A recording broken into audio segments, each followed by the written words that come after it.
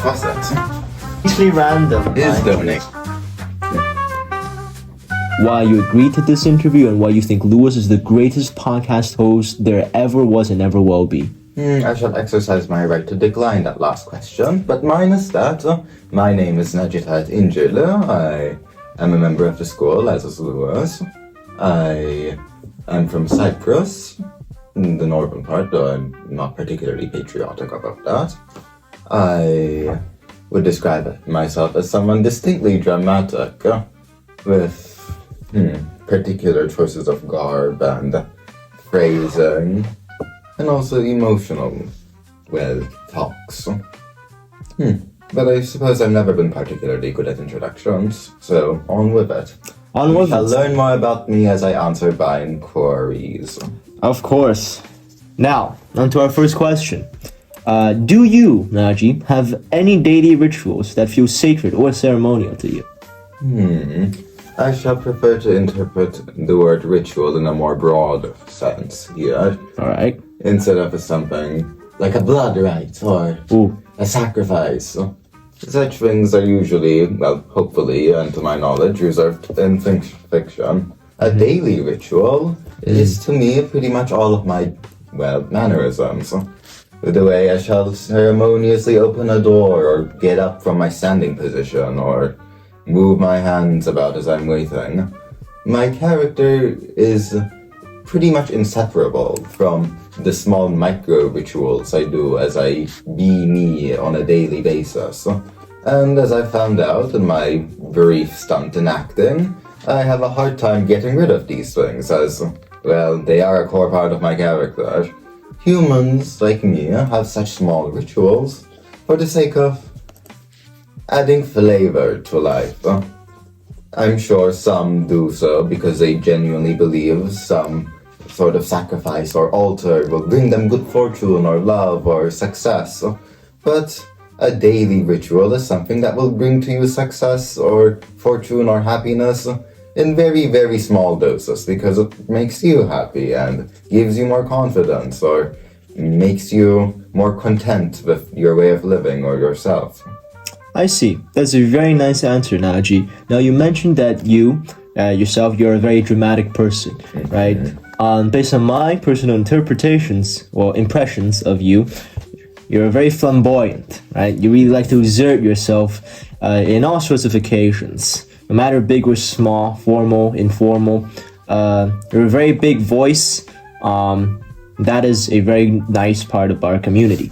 Now, you mentioned that you choose, your daily rituals are basically your daily mannerisms, right? Now, let's have a scenario here, right? What if one day you suddenly challenged yourself, right, in a ritualistic manner? Because you like to be dramatic, right? And in drama, it could also mean imitating other lives. Now, if you chose to imitate a very depressed person and just became depressed over like a week, right? Would you say that is also part of your mannerisms, pretending to be depressed, or would you say that isn't? First of all, very astute observations, my good sir, and thank you for the compliments. I have a hard time wrapping my head around such scenario, but I suppose it's not the being depressed part that is innately ritualistic, but what I will do as a depressed person or a person acting out a depressed person. My depression or brief moments of depression or however I can try to mimic them are not, bland.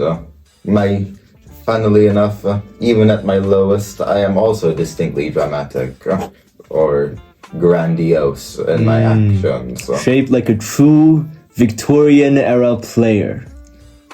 Sure. I see. Now, you mentioned, so I think this is a question of authenticity. Would you say that a child who really likes to act, right? A child really likes to act.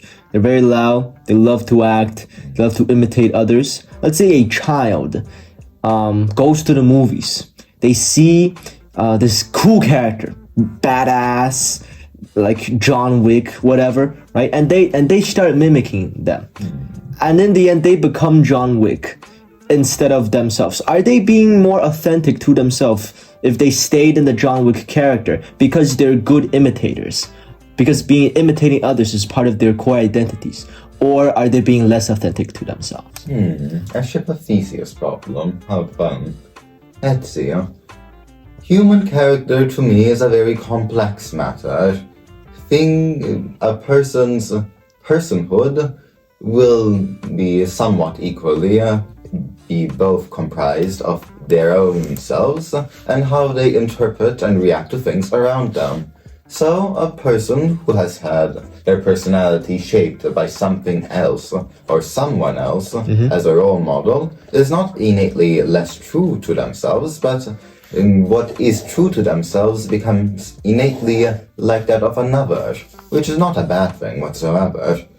It's human nature to aspire to be good, and to do so, we have other peoples we put up in a pedestal and want to be like.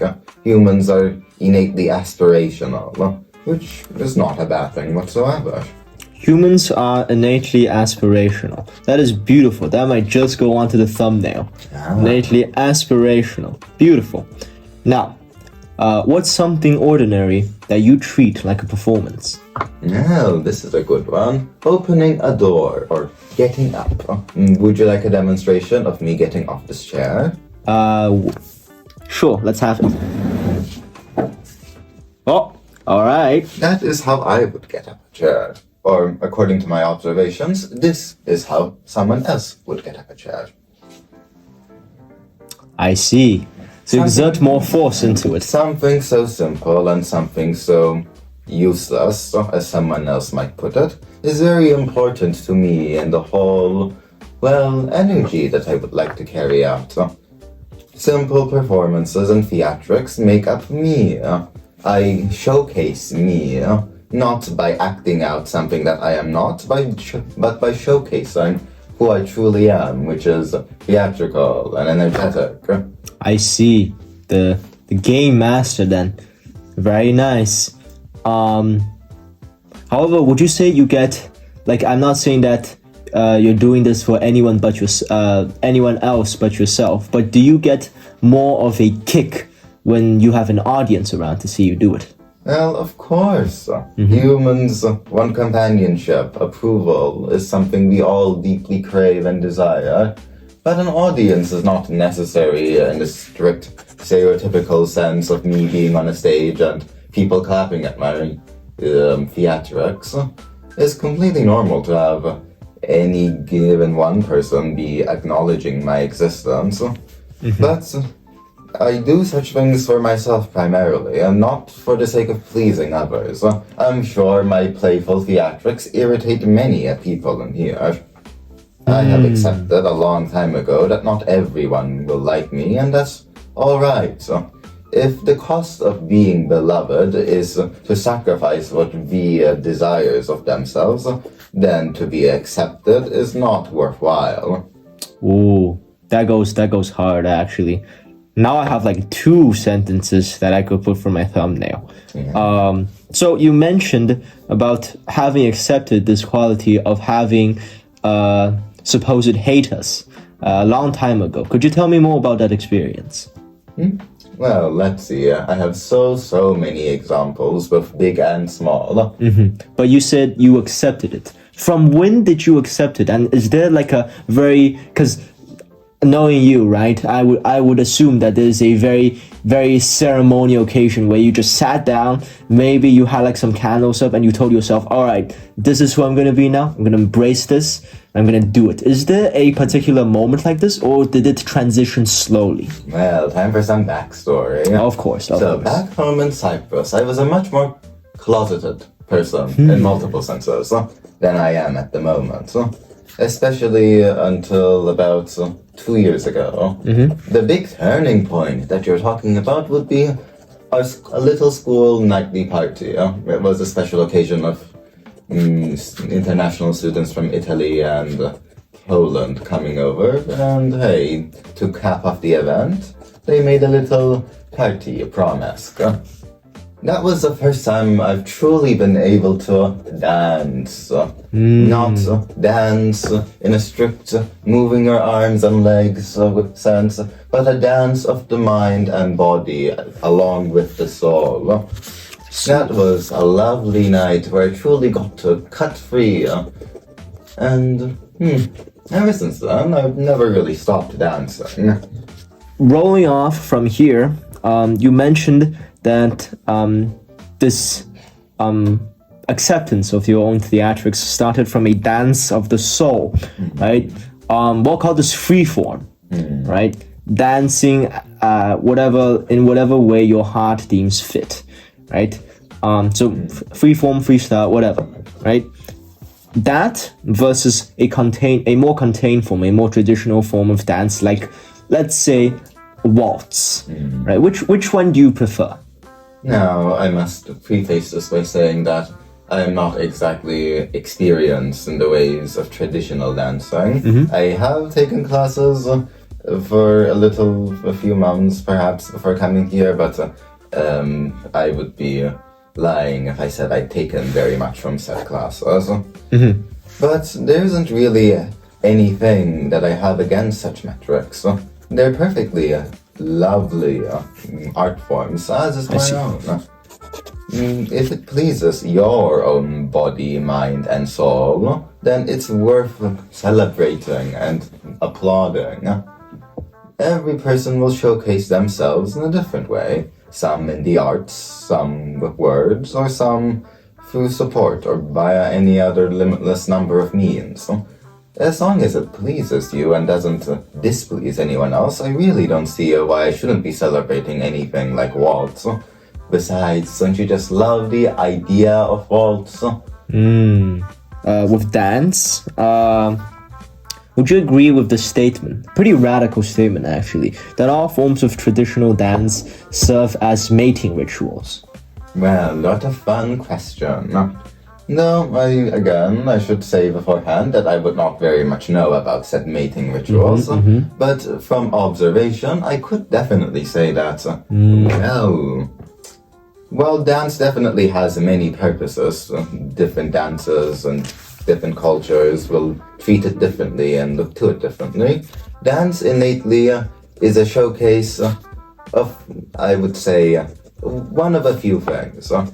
Skill, athleticism, and courage, the last one being most important. To be able to dance is to, in my book at least, not be afraid to look foolish or dumb. Well, unless you're a seasoned veteran who practices regularly, an ordinary person won't be able to dance super duper well or energetically. But to try to do so is an incredible accomplishment I can't help but admire in myself and in others. So whether you're good at it or not, I would call it greatly enticing, to me at least, to have the courage to do so at all. And if you're good at it, well, even better. Would you replace courage with obsession? This is a very circumstantial thing, and yes, you did specify no depends on this. But sure, I mean, you could go for it. a passion for any given activity can turn to obsession at some rate, or for some people, but it is not innately so. To have the courage to do something is not to be obsessed with it. But if you're obsessed with it, won't you get the courage with your apathy towards everything else? I would argue not necessarily. Even if your whole existence, as you define it, is tied to a given skill or activity, like dance. If you lack the courage to actually put it to good use, you will not be able to interact with it in ways that require courage. Someone obsessed with dance can spend their days and nights watching dancing choreographies or going to the theaters, but they will never be able to dance if they lack the courage to do so in front of others. I see. Very good answer. Just completely devastated my claims. Next question. Have you ever created excuse me, have you ever created your own personal ceremony or tradition? Now, these things that I'm holding seem like a pretty good time to bring them up. My tarot cards. These are perhaps the most ritual that I have. To do readings. Again, precursor, I don't actually believe in any celestial powers that the cards may have, but more in their ability to trigger psychological connections and introspection. A ritual of the cards is to simply pick them out with a question in mind and see how the card will relate to the question.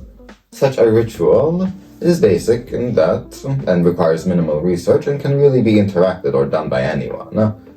I see. In this case, you mentioned ritual as in subjective interpretations. Would you not say that this is a form of self-deceit? And transitively, would you not say that ritualistic behavior is a form of self-deceit? Good question, dearie. Perhaps I should give you a reading sometime. Self-deceit is something that I've considered many times. But what you would call self-deceit in a negative tone, I would call introspection. To deceive oneself has an inherently negative connotation, that you're trying to be something that you aren't. But change is something that we all want to have, right? Positive change, at least. The objective of tarot, in my eyes, is to make change happen for those who want it. To deceive oneself is not something, well, in strict definition, that is bad in my book. It is a means of making your internal self grow, of changing perspective, or maybe acquiring some new information deeply buried within yourself. I see. It seems to me that you're saying that self-deceit versus introspection, in this case, you could a sense of ritual could evoke positive change by giving its user the illusion of positive change through your tarots, which would then prompt positive action to lead to tangible positive change. Am I correct? While others may interpret it that way, I shall never say that these pieces of cardboard can actually promise you good things. You yourself are the only one that can make the final say in any given decision or make any good positive change happen for yourself. Cards can help you think about exactly what you want and explore your options or evaluate how you can get to your goals. But they're just cardboard. I see. But if everything is up to the user's subjective interpretations, then what do you make of people who profit off of tarot reading? Well, I've done extensive research on the topic, sweetie, and I can positively say that if you're requesting a more than, well, veritable amount from someone else to give them solely empty promises about things that are not guaranteed, I shall condemn you till the end of my days. But tarot doesn't have to be that way. It just often is, as is most things in the capitalist world. Wait, Naci. I bet you can simulate the effects of tarot. Watch this. Naci, I sense in you great potential. I also sense a sadness. Tell me, Naci, is it true that you've witnessed the passing of a close member of your friend or family? The thing is, no. I have not. No! Any significant grandparents or friends die to my memory. So, sorry, honey. So you're immune to the... I see. Simple happenstance. Tarot is often utilized in such broad strokes, not for the sake of getting people to interact with it, but because broad strokes are likelier to land. I sense that you will grow up and have a great wife and have 3 children. I sense that a tragedy has befallen you at some point in your life. In your nondescript time margin. That's right. Perhaps in the last 17 years? I have not been. Yeah, good stuff, good Yes, stuff. my unfortunate thing, birth. What? Well, tarot is often stereotyped as being scammy or scandalous in some manners. It's useful to me and some few people that I do readings on. Of course, of course. And I shall never ever promise that these pieces of paper can bring you anything more than some, well, a boggle of your mind. Some basic mental distress. I see. And also, usually for most readings, I'm the one giving the advice, not the cards. I see. In some senses, my little tarot business is little more than a pretty poorly disguised front to give people social and psychological advice and support. Ooh, I will hold my reserve my judgments on this. If you want that to be taken out, just call me. No, I published this information a few times before. So go ahead, see you. I see. Moving on. Do you think people need ritual to feel grounded in reality? I would argue the exact opposite. Okay. That's the case. People need rituals for the sake of being, well, lifted up from reality. So as a form of escape. Yes. From what exactly? A variety of things could be what they are escaping from, but hardships are pretty much endless in the modern world, are they not? Perhaps physical boredoms, deeply desired hopes and dreams that are just out of reach, but so easy to picture. Rituals give humans a sense of hope, a sense of being in control of their actions, of their futures, and of their fates. Would you agree with the saying that I'm coming up right now, that as of right now, currently, all of us in this ethereal world are in hell. Right now, this is hell. We exist within hell. And rituals are among one of the only things that allow us to glimpse into heaven. Well put, sir. For as long as we shall continue living out this mortal coil, humans will never not want to leave it. So I wouldn't exactly describe the world from my perspective as a hellhole, but by many observations, you could very easily come to a set conclusion.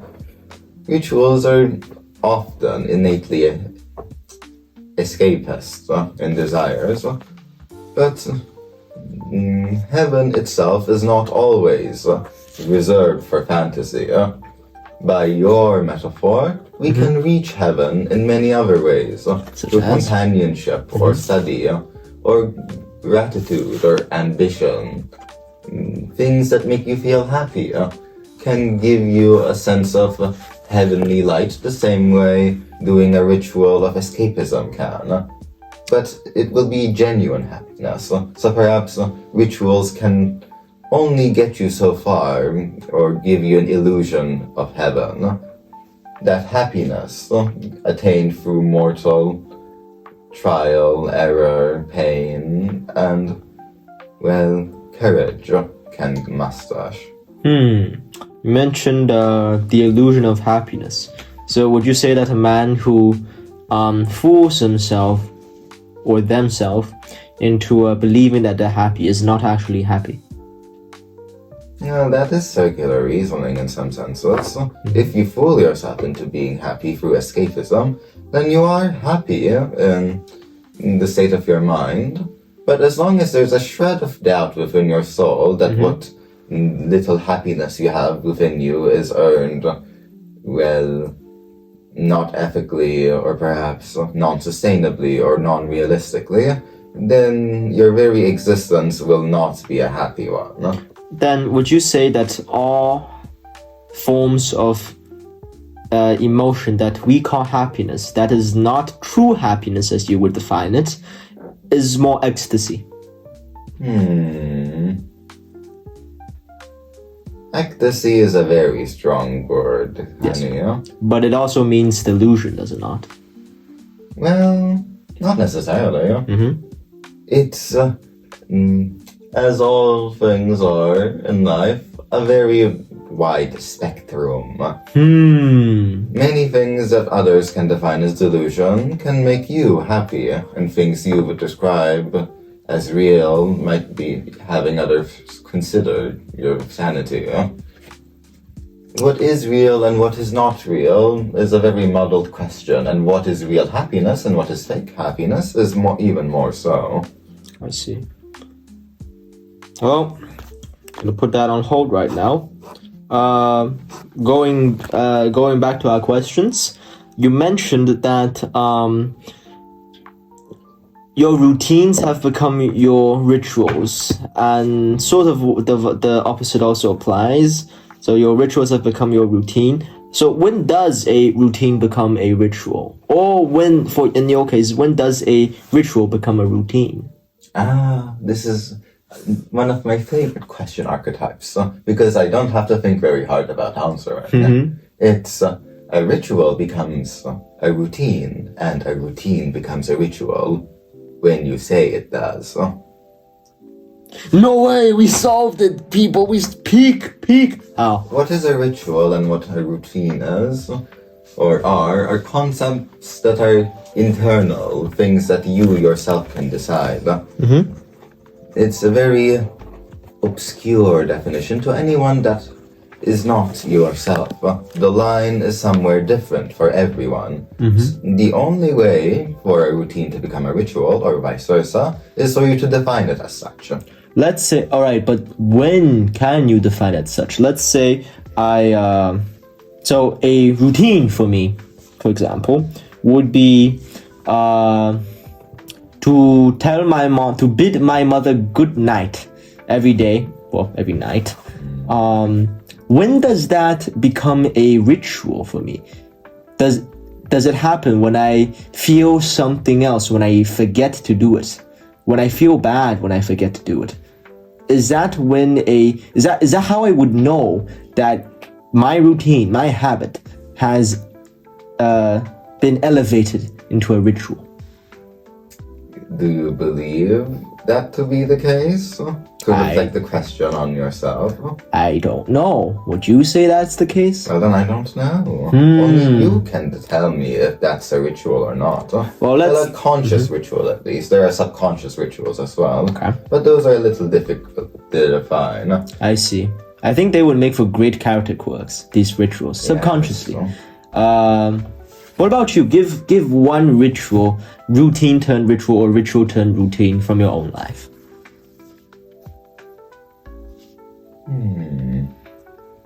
Let's start with something basic. I brush my teeth every night before going to bed.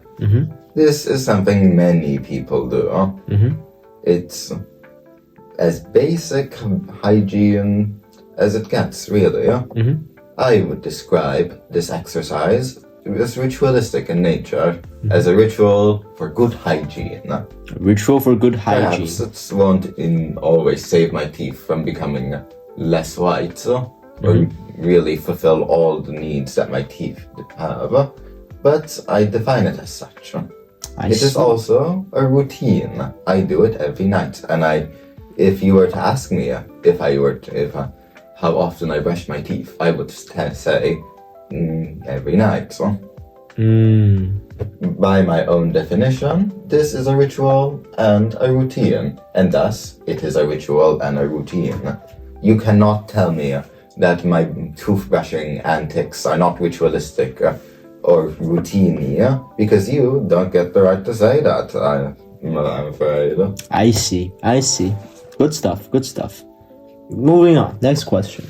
What is a public ceremony, right, that you think is mostly theater, but still important? This question I could explore for days on end. A lot of human interaction could be considered inherently dramatic, not in the drama sense, but in the theater way. Explain, what's the difference? Theatrics or drama would be what I do for the sake of, showcasing exceptional emotion. drama in acting would be to give out emotion, not because you truly inherently feel it in yourself, but because you believe it is important to showcase that you do to others. The situation demands it. Whether you truly do believe it or not. I see. If someone, as you walk by them in the street, were to ask you, "Are you alright? Are you having a good day?" Would you say, if you were not having a good day, blow up at their faces and start venting about how horrible your life is? If you did, and you did it in a very infuriated manner, you would categorize that as theatrics. But if I don't... I'm good. How are you? That would be drama. I see. Now, what is one that you think should be mostly in theater, but still is important? Let's see. A public apology of an important figurine is often made fun of in media. I see. It's very important that it sounds sincere enough, but due to the awareness of the fact that everyone knows that appearing sincere is in their best interest, things will never truly become completely true, no matter how sincere. So the interpretation of an apology as theatrical will innately muddle down its value to other people, perhaps not the apologizer, but perhaps the ones being apologized to, or outside observers. I see. Now, in this case, would you say that since if you were a celebrity, since you know that apologizing, no matter how sincere you do it, it wouldn't work, since again, got haters, got controversy, everything. Would you just double down on the satire of your apology, or the supposed satire of your apology? Would you double down on it? Theatrics are fun and important to me, but seriousness, when called for, is something I can embrace. Of course. When matters that require apologies are initiated, it's usually a serious topic of interest, are they not? It is. If one is called for, no theatrics will be seen in my face or my movements. In not innately contrasting, seriousness is something that deserves to be treated by itself without theatrics at its side, if that makes sense. I see. I see. You will truly know that I'm not being insincere if I'm not jumping around in my apology. I see. Or speaking like a Victorian noble? A Victorian noble who somehow has knowledge of the 21st century. Well, yeah, I like how you associated, how you brought out the point that theatrics might lead to presumed insensitivity. It's very nice. Yeah, it's very nice. Let's move on to our next question. Do you think that social media has replaced some forms of traditional ritual?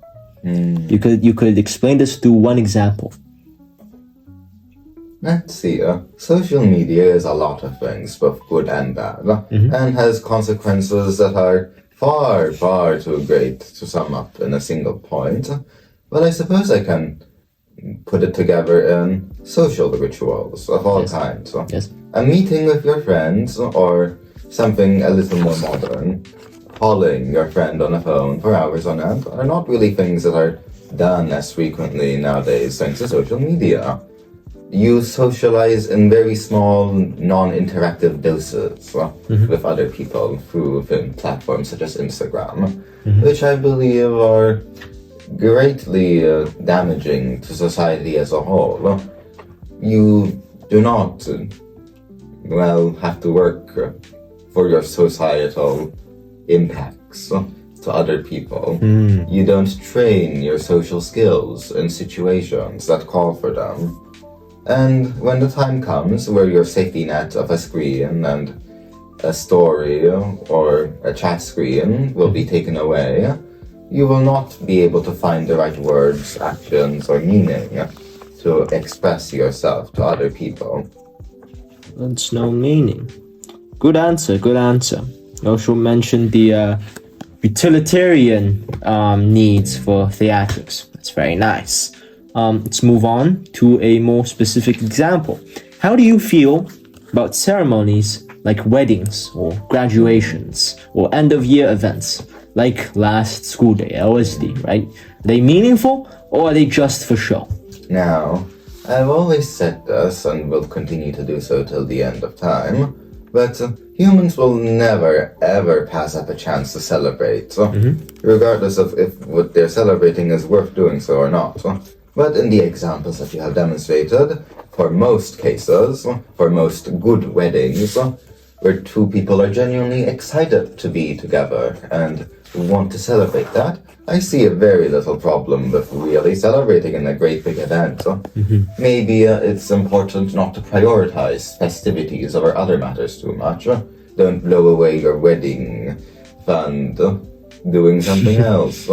Maybe you got a fanciful party, but what about a house or a car? That's true. Or future investment? In the case of something like last school year, we are teenagers after all. I mean, is it not our God-given right to make a mess of the place, given we have toiled hard, cried many a tears, and been tested by countless trials in our 2 years in the idea? Maybe it's an artificial sense of value given to it by people, but this artificial sense of value is valuable nonetheless. If people believe it to be important, it is important. It's going with a similar logic to what I said for the ritual and the routine question.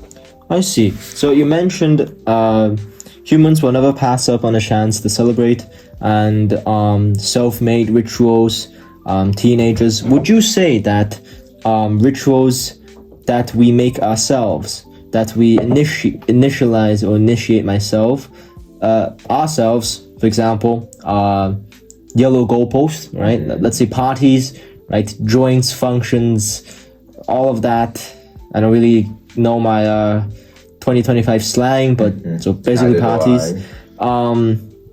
Would you say that those events that we make ourselves, that we create ourselves, are more, let's say, emotionally or like just in general more powerful than formal rituals, ceremonies, festivals set by history, or are they less powerful?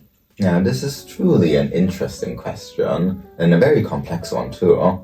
I would most easily connect this to a comparison between holiday celebrations and perhaps family rituals or a best friend's ritual. Such things are, well, they could be treated in a variety of accords. Something like a New Year celebration is something celebrated by a mass amount of people, but there are also internal New Years, things that other people will simply not know about because they don't know you and the people you have the ritual with. Something like a specific kind of cake you get for New Year's, or a gift-giving ceremony where you get others considerate gifts about their characters. These things are, well, they span off of bigger, more widely celebrated and historical celebrations, but they're internally valuable in a similar way to, say, yellow goalpost, or something as simple as scratches on the wall for the number of days that have passed, or maybe a piece of furniture that you leave in your room as you're graduating, or a television that you had to fight day and night for so that you and generations of Ohanians to come can enjoy it in their common rooms. Wow, that would be the work of our forefathers. I would love to hear that history if it survived to this day and age sometime. Oh, you need to ask someone else then, unfortunately. Good stuff, good stuff. You sort of answered the second to last question, so we'll be moving on to our last question of the day, Naci. Can ceremony be a form of rebellion or resistance? Celebration can be anything you want it to. if the purpose that a ritual was forged was through rebellion, then the essence of said ritual will be rebellion for as long as those who maintain it carry the same spirit. Okay. If your desire is to, well, let's take Yellow Goalpost. It's a party to celebrate without the eyes of authority on you. Such a thing isn't inherently rebellious. YGP cannot be YGP if a few teachers are standing there drinking, like, I don't know, a soda, watching the students. Go at it. I see.